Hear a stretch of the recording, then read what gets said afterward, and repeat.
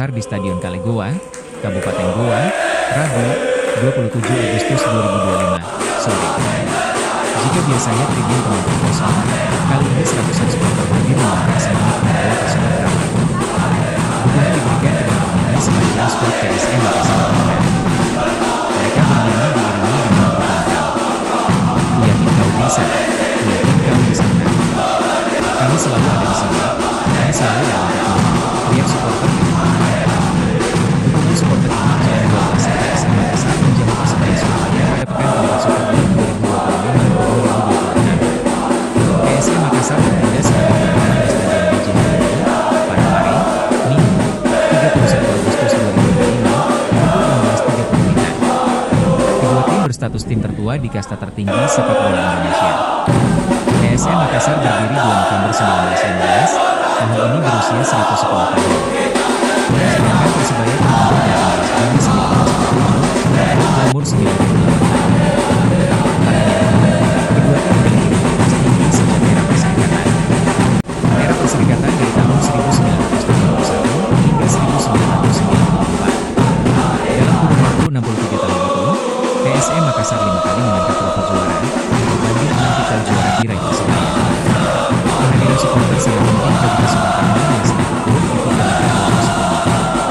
PSM Makassar belum meraih kemenangan, hanya hasil imbang didapatkan.